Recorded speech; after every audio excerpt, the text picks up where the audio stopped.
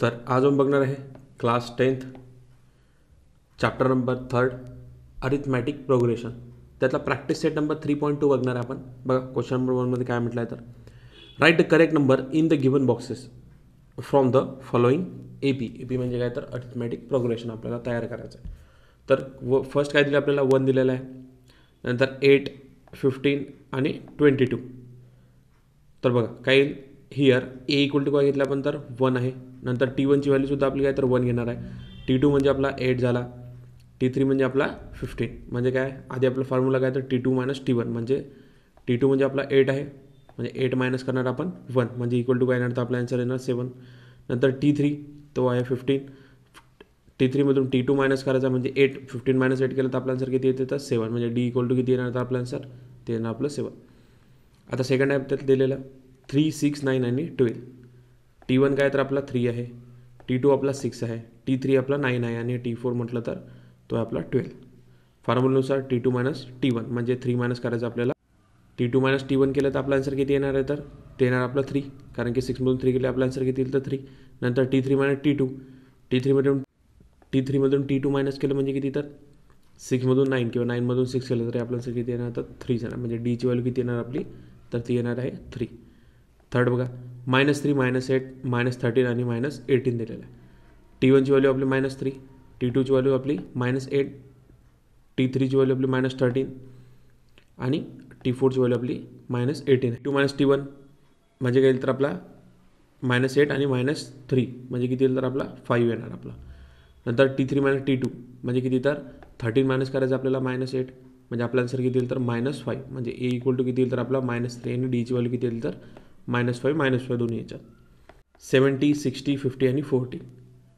T1ची value किती आपली तर 70 आहे, T2ची व्हॅल्यू आपली किती 60 आहे आणि T3ची व्हॅल्यू किती तर आपली 15 आहे, म्हणजे एची व्हॅल्यू किती तर आपली 17 आणि डीची व्हॅल्यू किती येईल तर 10, कारण की डिफरन्स किती आहे तर 10चा आपला डिफरन्स आहे, म्हणजे डीची व्हॅल्यू किती तर -10 येणार आहे.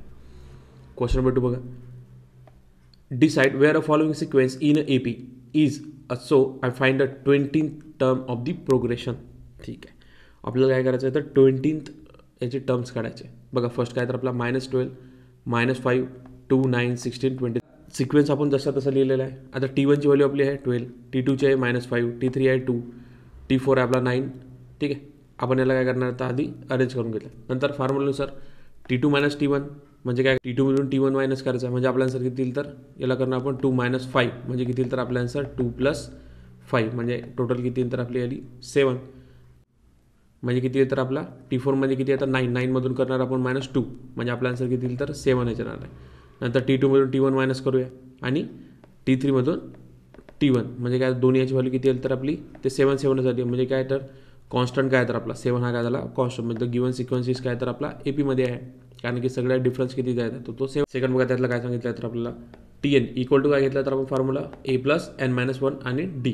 आता T20ची व्हॅल्यू काढायची आहे तर आपल्याला तर किती घेतली आपण त्याच्यातली तर -12 घेतली. फर्स्ट काय तर आपली -12 प्लस घेतला आपण 20 काढायची आहे म्हणून काय केलं तर 20 - 1 आणि आपला डिफरन्स किती आहे तर तो 7चा, म्हणजे काय तर A इक्वल टू काय घेतला आपण -12 म्हणजे डीची व्हॅल्यू किती आहे तर आपली 7 आहे, म्हणजे काय करणार आपल्याला तर -12 प्लस करणार आपण 90, कारण की 20मधून 1 गेलं 90 मल्टिप्लाइड बाय करणार आपण त्याला 7ने, तर आपला आन्सर किती येते 90 मल्टिप्लाय 7 केलं तर 133 प्लस किंवा मायनसमध्ये किती तर आपला प्लस मायनस होऊन जाईल ना इथे, म्हणून किती तर आपला 20 म्हणजे 12 म्हणजे 133 मायनस करावं लागेल आपल्याला 12 म्हणजे आपला आन्सर किती तर 121 आपला आन्सर येईल. म्हणजे T20ची व्हॅल्यू किती येईल तर आपली 121 एवढी आलेली आहे. गिवन अरिथमॅटिक प्रोग्रेशन 12, 16, 20 आणि 24 अँड फाइंड द 24 टर्म. आता आपल्याला याच्यात काय तर 24 टर्म फाइंड आउट करायचे कोणते येणार आहे. आधी जसं सॉल्व्ह केलं तसं सॉल्व्ह करायचं. गिवन सिक्वेन्स काय तर AP मधला आपला लिहून घ्यायचा. एची व्हॅल्यू काय तर आपली 12 घेतली आहे, डीची व्हॅल्यू किती 16 आहे, नंतर आहे -12 इक्वल टू किती तर आपला 6 म्हणजे 16मधून 12 गेलं तर किती तर आपल्या आन्सर तर इथं 4 म्हणजे TN इक्वल टू काय येणार तर A + n-D. आपल्याला 24 टर्म करायचे म्हणून काय करणार आपण तर यांच्या जागी काय लिहिणार तर T इक्वल टू घेणार आपण 24 इक्वल टू काय तर आपला एची व्हॅल्यू आहे 12 प्लस करणार 24 - 1 आणि डीची व्हॅल्यू आपल्याला लिहिली आहे इथे 4 म्हणजे 12 + 23 मल्टिप्लाइड बाय करणार 9ने म्हणजे 23 मल्टिप्लाय 4 का आपला आन्सर 3 मल्टिप्लाय बाय 4 तर आपला आन्सर किती येतो तर 93 आणि 12 आपला जसा तसा दोघांची टोटल केली तर आपला किती येणार तर 104 म्हणजे काय येणार तर 24 term of the given progression is किती तर 104 म्हणजे 104 ही किती तर 24 टर्म आहे. फोर्थ बघा, find the 19 term of the following AP. ठीक आहे, आता काय आपल्याला 19 टर्म काढायचे याच्यातले. फर्स्ट 7, सेकंड 13, थर्ड 19 आणि फोर्थ दिले 25. इक्वल टू काय घेतला तर आपण इथे घेतला 7. डीची व्हॅल्यू काय घेतली तर इथे घेतली आपण 13 आणि 13मधून काय केलं तर आपण 7 मायनस केलं म्हणजे आपला आन्सर किती तर 16. म्हणजे TNची व्हॅल्यू किती येणार आहे इथे 16. एची व्हॅल्यू काय घेतली आपण तर 7. ठीक आहे, आणि एनची व्हॅल्यू किती तर आपली येणार आहे तिथे 90. ठीक आहे, एनची व्हॅल्यू काय घेतली तर आपली 19 टर्म आपल्याला काढायचे. म्हणून काय करणार 19 - 1 आणि मल्टिप्लाय करायचं 6ने. 7 प्लस किती येणार आपलं इथे 19 - 1 केलं तर इथे 18 मल्टिप्लाय करायला आपलं 16.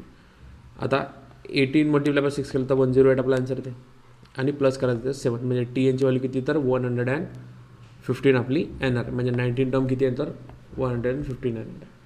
फिफ्थ बघा, find the 27 term of the following AP. काय दिलं तर एची व्हॅल्यू आपण घेतली आहे 9. डीची व्हॅल्यू काय घेतली तर आपण -5 केलेलं आहे. जातं काय केलं -5 म्हणजे 9 - 5 केलेलं. 9 - 4 तर आपला आन्सर किती तर ते 4. 9मधून 4 मायनस केलं तर आपला आन्सर किती -5. आता TN इक्वल टू घेतले आपण A + n - 1 आणि multiply by D. 27 term find out करायचे. 9 प्लस किती करणार तर 27 - 1 आणि मल्टिप्लायड बाय -5 म्हणजे 9 + 26 मल्टिप्लाय बाय 5. 26 5 जर किती येतं 130 मायनस करणार आपण 9 म्हणजे आपला आन्सर किती येणार तर 121. म्हणजे 27 टर्म कोणती आहे तर आपली 121 एवढी येणार आहे.